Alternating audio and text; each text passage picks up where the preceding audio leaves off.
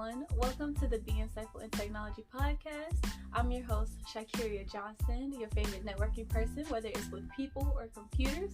I'm here to help you gain knowledge, wisdom, and understanding to be insightful in technology. Let's get into today's episode.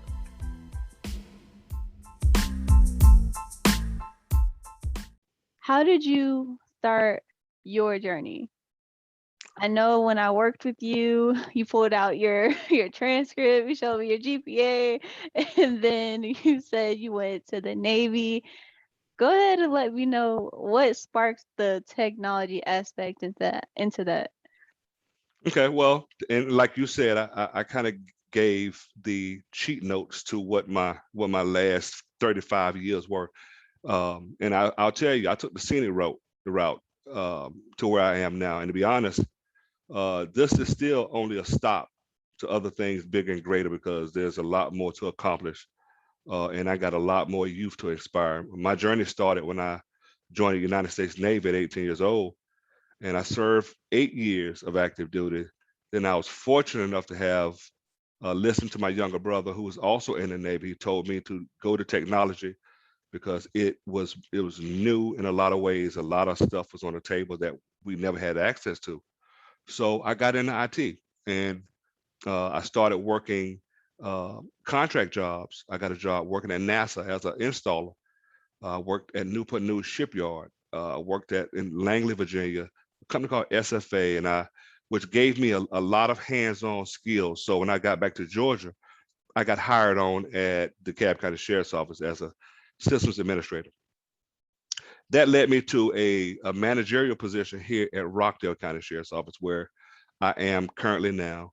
And out of that engagement, we started the Future Pillars Mentorship Program to assist those students who come through RCA Career Academy, work-based learning.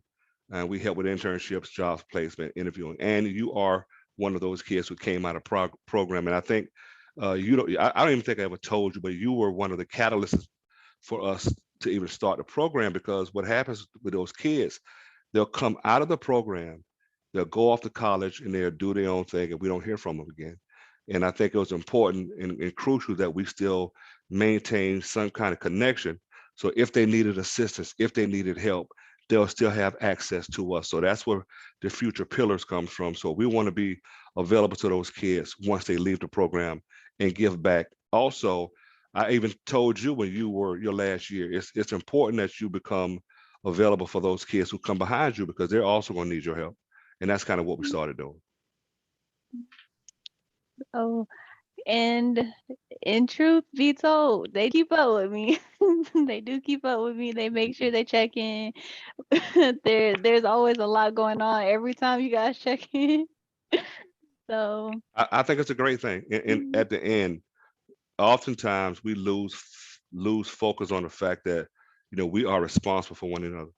So we can't think that we're so busy that we can't give back. It's important that we give back. Other communities do it, and we just have to do the same thing. So we become beacons of light for those who need it, because again, we didn't get here by ourselves. And I tout my GPA to anybody who will listen, just to let people know you're not defined by what you did in high school. You're only defined by where you're headed and where you're going. So I let everybody know I didn't get to where I am today because I was A student. I was a D student, and I struggled mightily. But at the end of the day, that thing that I was passionate about kind of gave me influence, and influence is gained daily for me. So that's kind of where I am now. all right. So that whole growing process and you listening to your brother about finding something in technology, because it was fairly new when you hmm guys were in the Navy. hmm So did you ever start in the Navy, or was it more so on the outside that you were able to gain that experience? A lot of what I was, my job in the Navy was I was a radio man. So there were some concepts about technology that were already there, and we built on it. But the project management portion, all of the networks and stuff, that was not what we did. But what I learned while I was in the Navy catapulted me to jumping into the IT field. Mhm. And What is inspiring you now to stay here? I know you're helping everyone. Do you have like a personal mission that you live by every day? That you wake up and you realize, like, I'm gonna make sure that these kids get what they need. I'm gonna make sure that everyone sees that there's value in what I do. What's that driving factor internally for you? I have for a long time. I've always had this thing about accountability, and I believe in the triangle method of accountability. You always have one person that you are either above mentoring, somebody you mentor, and somebody that is your equal. So that triangle to me means a lot because you're always accountable to somebody.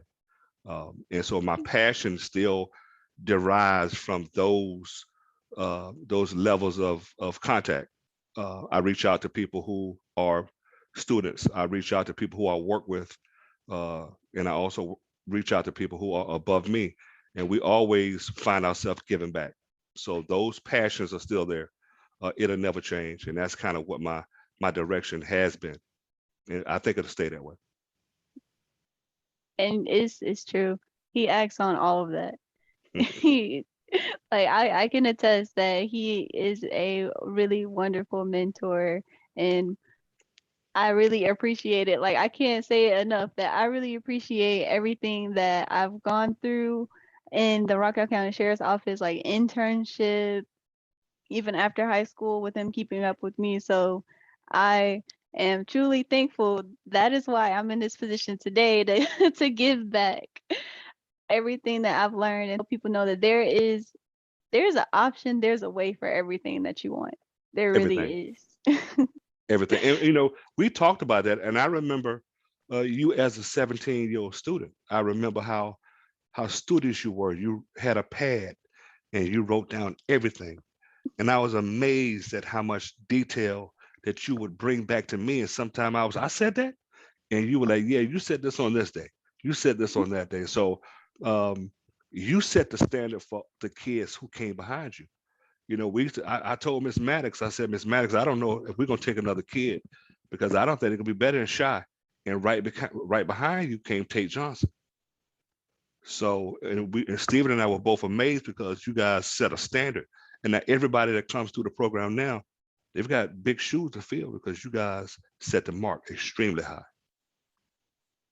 Like, like I am honestly glad you took another student. I really am. I didn't want it to be as, you know, I'm up here and you feel like they just couldn't get there. The fact that okay, I'm gonna let you tell them how you chose me as a as an Mm, intern. Go ahead and let them know how you chose me as an intern, and then we'll talk on it a little bit more. okay. Well, the truth is, we were off a lot of times we were given students and we never had the option to choose. So I told the director over there, I'm not gonna say her name, but I told her, send me a list of students so I can look over the information. So I saw Shakira Johnson. I said, that's the one I want. And it changed how we do business since that day. So I wanted everybody to be, and that's part of what I do now. I want all kids to be brought to the table, to have access to the same platforms, same opportunities. And I knew Shakira, I knew it had to be somebody from our community. And not to say we discount anybody else's, but I just wanted to make sure everybody had the same opportunities.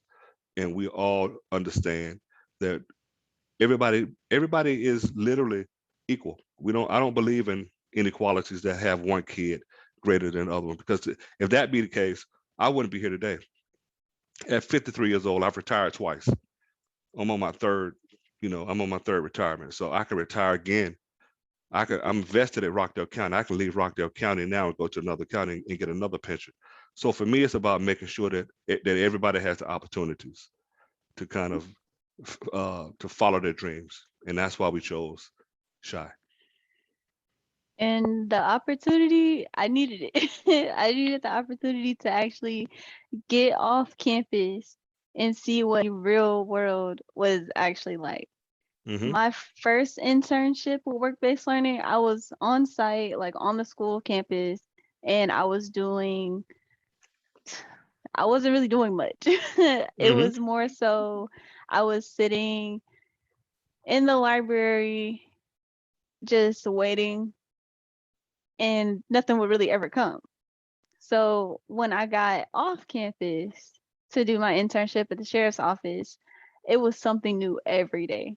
That's why I had my notepad with me all the time. It was something new, something to take down, something that I was learning and trying to keep up with every single day I was there.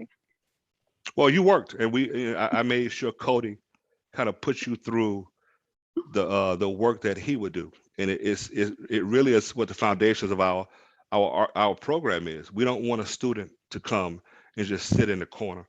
Everybody has to work, because we don't. I don't have the staff available to have you just sitting over there looking up stuff. I need you working, and it made us better. Not only did it make us better, it got you to a position to where you could do some of those help desk positions and jobs out there, even as a high school student.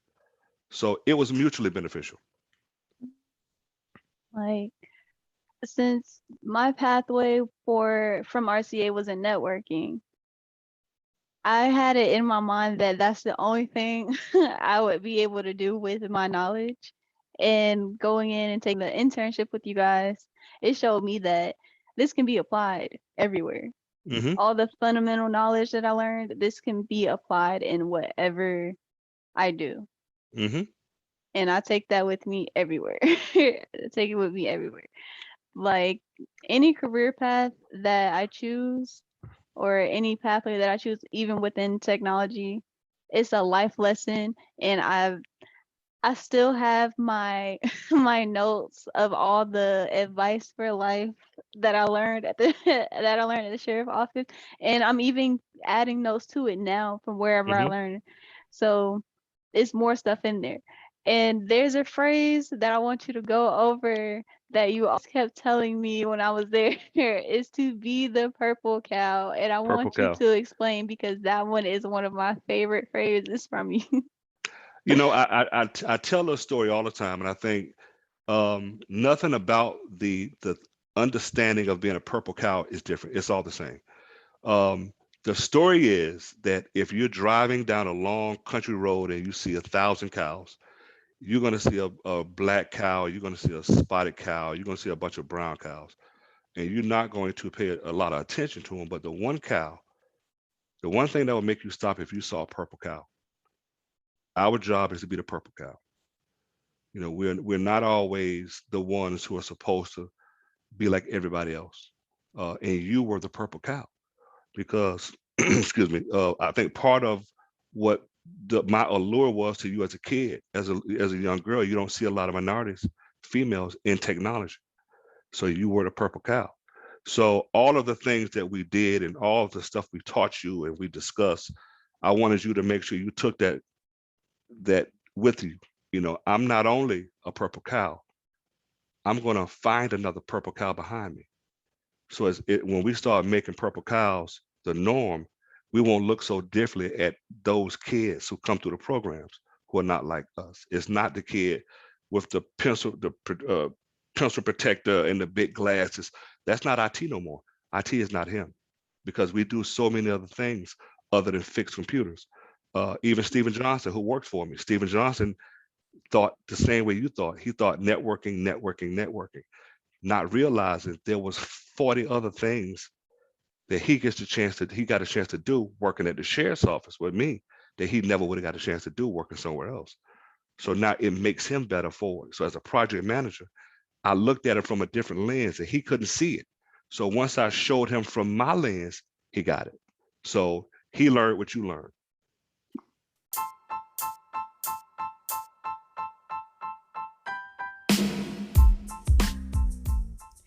Be Insightful in Technology is brought to you by the Be Insightful community.